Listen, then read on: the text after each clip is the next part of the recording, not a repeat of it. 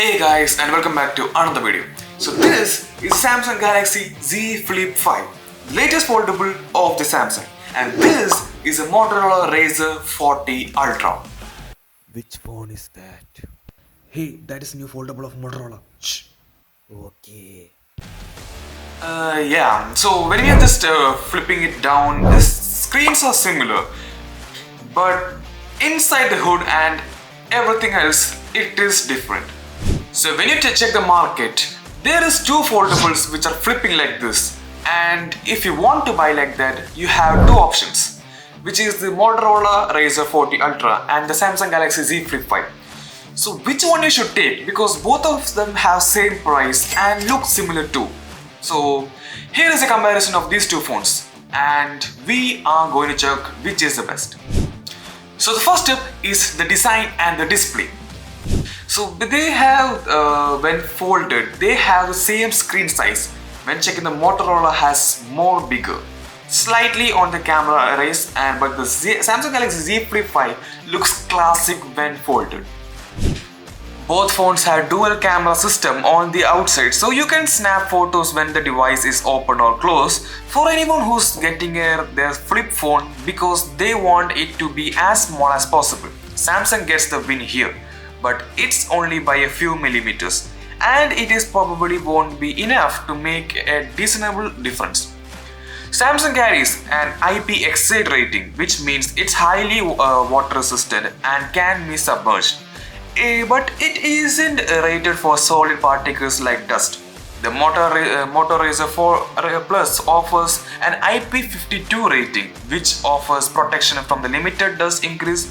So that is a win for the Samsung, because as foldable they are providing a lot of things.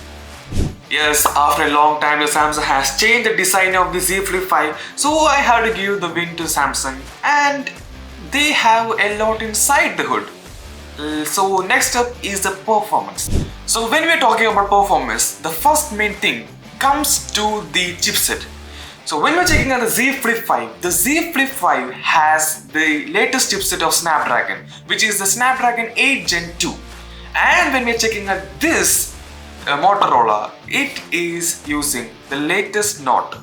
It is using the Snapdragon 8 Plus Gen 1, which is the last year's chipset.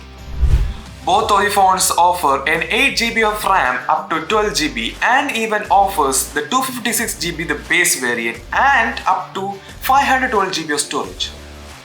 Still, I have to give the win to the Samsung because of the chipset, because in this year they are providing the latest chipset. So next up is the battery life. So when we are just taking these two phones, these two phones cannot compare with the battery life with other phones like the normal phones and all. As these two phones is a compact and a folding type, we should compromise in the battery life. So the Samsung on one side is using 3700 mAh battery capacity, and this Motorola is offering 3800 mAh battery capacity.